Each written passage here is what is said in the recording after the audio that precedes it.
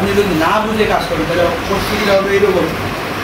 এক ব্যক্তি এই প্রতিদিন মোনাজাত করে দোয়া করে, এখন আর এক মুসল্লি তাকে জিজ্ঞেস করতেছে ইমাম সাহেবকে যে হুজুর আপনি প্রতিদিন যে দোয়া করেন এই দোয়ার মানে একটা হুজুর বললো যে আমি তো জানি না, যে আপনি যে দোয়া করেন দোয়া করা লাগে এই জন্য করি, দোয়ার মানে কি এটা জানি না।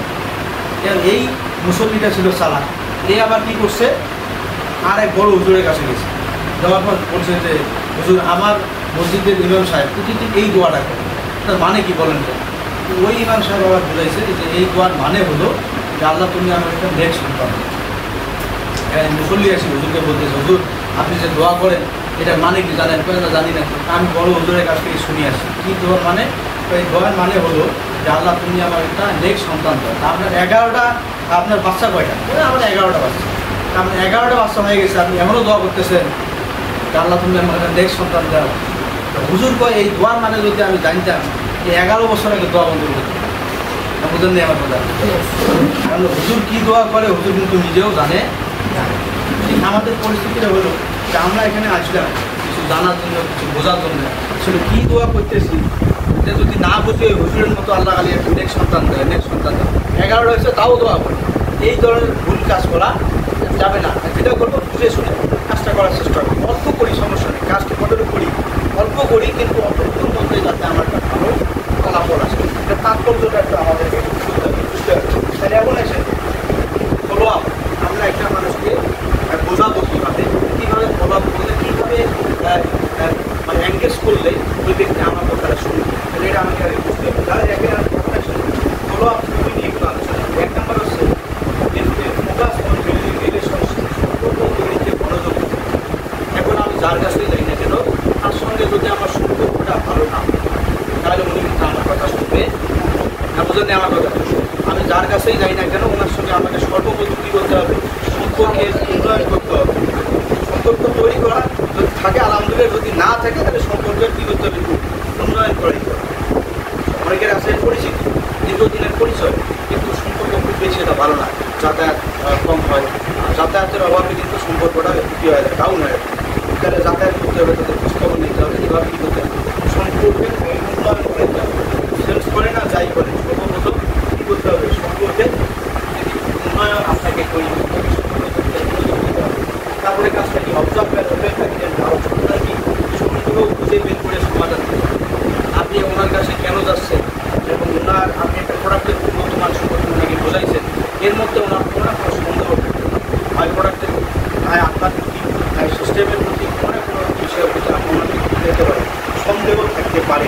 এই সন্দেহটা খুঁজে বের করে আপনি সমাধান দেওয়ার চেষ্টা করবেন, তাহলে আপনার কাজটা ভালো হবে। তারপরে কি আছে? লাভ টু সলভ প্রবলেম, অর্থাৎ সমস্যার সমাধান ভালো হচ্ছে। এবং আপনি একটা সমস্যার সমাধান দিতে গেছেন, দিতে গিয়ে যদি ওনার সঙ্গে কোনোভাবে সিঙে চলে যায়, মানে কী বলবো? কারণ আপনি একটা প্রোডাক্টের কথা বলছেন, সামাজিকতা সম্পূর্ণতা ওনার কাছে কিন্তু দামটা বেশি মনে হয়। তা আপনাকে বলছে যে আপনার এই টুথপেস্টটার দাম বেশি, অথবা আপনার এই সাবানটার কী বেশি দাম বেশি। তা আপনি যদি বলেন না দাম বেশি না দাম কম আছে, তাহলে কিন্তু ওনার সঙ্গে আপনি অ্যাডজাস্ট করতে পারবেন না।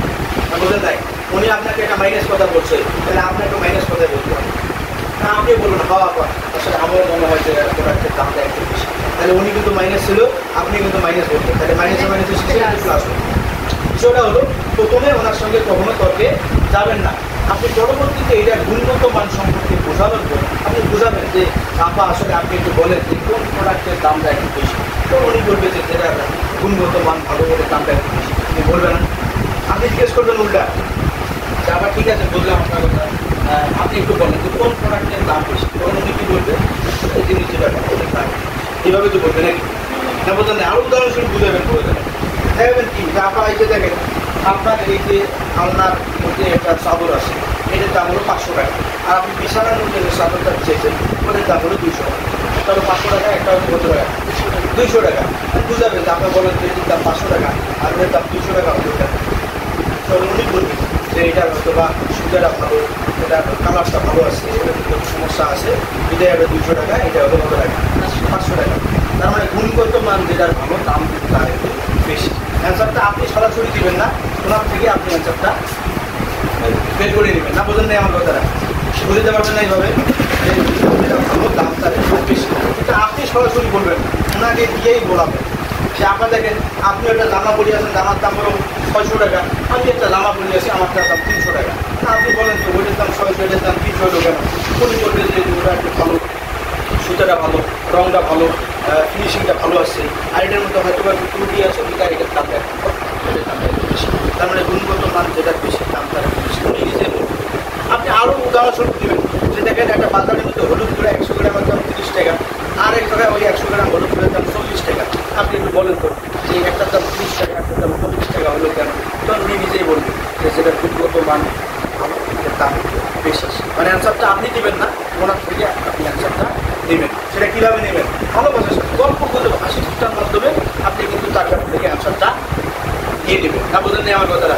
কখনো ফলো করতে গিয়ে আপনি তাদের সঙ্গে হিসিয়ে যাবেন না। উনি যা বলবে তাই ঠিক। উনি যদি বলে যে পেপসোডেন্টটা ভালো, আপনি বলবেন হওয়া আপা আসলে পেপসোডেন্ট টুথপেস্টটা অনেক ভালো, আমিও ব্যবহার করছিলাম, এটা খুব ভালো প্রোডাক্ট। তো পরবর্তীতে আবার আপনি মাশরুম টুথপেস্ট গুণগত মান, আপনি আমাদের ডিম টুথপেস্টের দর্শনচন্দ্র কয়লা টুথপেস্টের গুণগত মানটা বোঝাবেন যে আপা আগে আমি ওটাও ব্যবহার করছিলাম, এখন আবার এটা ব্যবহার করার পর দেখি ওইটার থেকে এটা একটু বেশি হয়। না বোঝেন নাই? বিদায় আমি এটা ব্যবহার কি বলে যাবো না এইভাবে। তাহলে মানে কখনো মিশিংয়ে যাবো না, উনি যা বলবে তাই ঠিক, কিন্তু পরবর্তীতে আপনি সুন্দরভাবে বোঝায় আপনি আপনার পজিশনে নিয়ে আসেন। যেমন এর আগে একটা আলোচনা করছিলাম যে শিক্ষক ছাত্রকে বলছিল যে বাবা গরুর রচনা লেখা।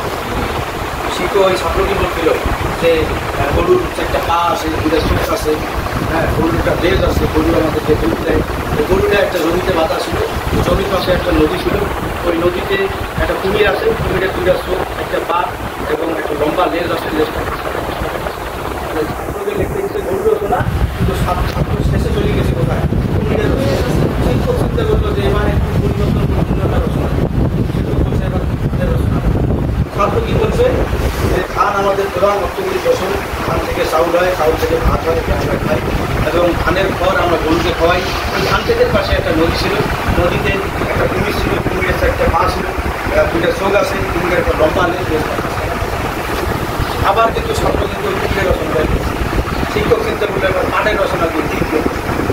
আবার পাটের রচনা লিখতেছে পাট আমাদের প্রধান অর্থকরী ফসল, পাট থেকে আমাদের জামা কাপড় তৈরি হয়, পাটের ভিতরে যে আমাদের ইয়াটা থাকে, কাঠিটা থাকে, ধরে যে আমরা জ্বালানিতে ব্যবহার করি। পাট ক্ষেতের পাশে একটা নদী ছিল, নদীতে একটা কুমির ছিল, কুমিরের ছোট পা আছে, লম্বা লেজ, লেজটা রচনা দিতেছে। ওই ছাত্র কিন্তু শিখে যাচ্ছে কোথায়? কুমিরের রচনা।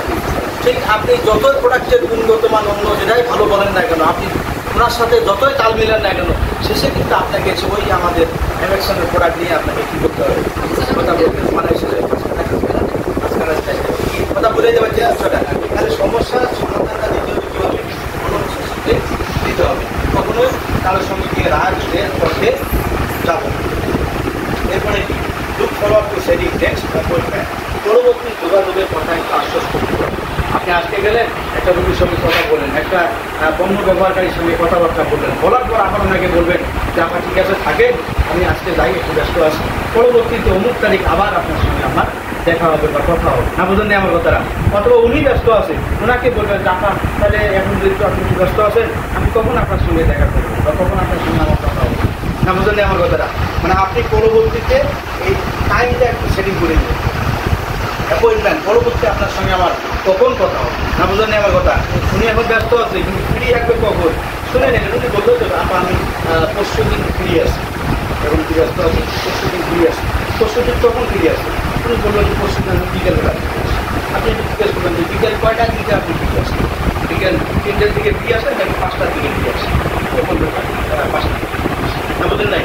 মানে মূল কথা হলো আপনি টাইমটা তার কাছ থেকে দিবেন, কখন ওনার সঙ্গে যোগাযোগ করবেন, মানে সকালে নাকি বিকেলে। উনি বললেন পরশু দিন, ঠিক আছে পরশু দিন সকালে দেখা করবো না বিকেলে? বললো বিকেলে। বিকেল কয়টায়? 3টায় দেখা করবো না 5টায় দেখা করবো? আপনি অপশন দিবেন, ওনাকে অপশন, মানে একবারে উনি যাতে অপশন না দেয়, অপশনটা আপনি দিবেন। না বুঝলেন আমার কথা? আপনি যখনই বলছেন যে পরশু দিন সকালে না বিকেলে, তার মানে যে কোনো একটা বলতেই হবে। বললো বিকেল, বললেন 3টার সময় দেখা করবো নাকি 5টার সময় দেখা করবো? উনি যে কোনো একটা টাইম দেবেন, আপনি যেহেতু অপশন দিচ্ছেন দুজনের মধ্যে তিনি একটা দেবে। অর্থাৎ আপনি পরবর্তী যোগাযোগের কথা একটা আশ্বস্ত রাখবেন, কখন আমি আপনার সঙ্গে দেখা করবো। আপনি বুঝলেন আমার কথাটা। আমি ব্যস্ত আছি, ও পরশু দিন আপনার সঙ্গে দেখা করবো বা কালকে দেখা করবো, তখন দেখা করবো বিকেলবেলা দেখা করবো। আপনি টাইমটা একটু ঠিক করে দিন। তারপরে কি আছে, আপনার পুরো সহযোগিতার কথা তাকে বলতে হবে।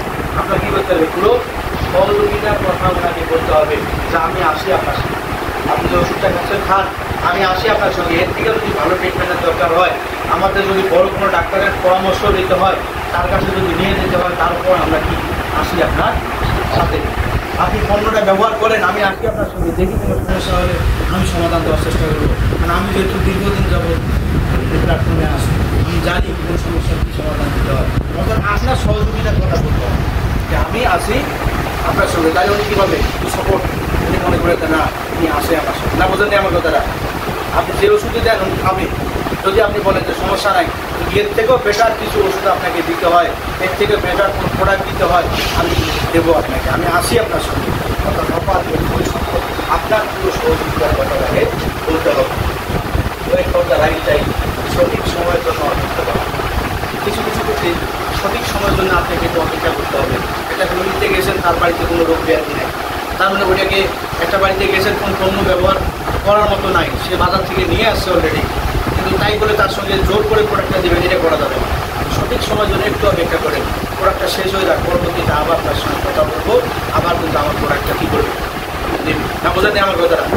মানে তাড়াহুড়ো করা যাবে না, একটু অপেক্ষা আপনাকে করতে হবে। কখন এখন এই ব্যক্তিটা আজকে বাড়িতে ঝগড়া লাগছে, বাড়িতে একটু দুজনের মধ্যে অশান্তি হয়ে গেছে, এই সময় যদি আমি এই কথাটা বলি তাহলে আমার কথাটা শুনবে না। সো এই সময় কী করতে হবে, আপনাকে একটু অপেক্ষা করতে হবে, ওদের মাথা ঠান্ডা হোক, পরবর্তীতে ওনাদেরকে আমি বিষয়টা বোঝাবো। সঠিক সময়ের জন্য আপনাকে অপেক্ষা করতে হবে।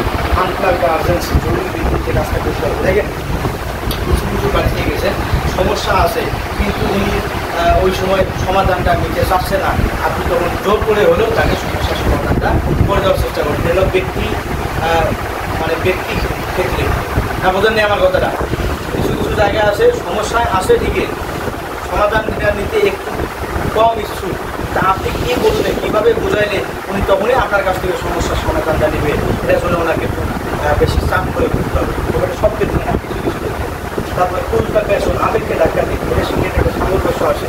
আপনি তার আবেগকে একটু নাড়া দেন যে আপনি যদি এখনই ট্রিটমেন্টটা না করেন, আপনি যদি আপনার সমস্যার সমাধানটা এখনই না করেন, এটা একটা সময় বড় রূপ ধারণ করবে। এই রোগটা একটা সময় অনেক বড় রোগে রূপান্তর হয়ে যাবে, না বোঝেন আমার কথাটা।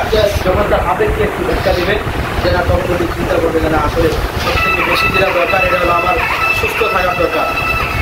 কী দরকার, আমার সব থেকে বেশি সুস্থ থাকার দরকার। আপনি যখন তার আবেগটাকে একটু নাড়া দেবেন, তখন কিন্তু উনি আপনার প্রোডাক্টটা নেবেন। সো আমাদেরকে এইভাবে এই কুড়ি অনুযায়ী আমাদেরকে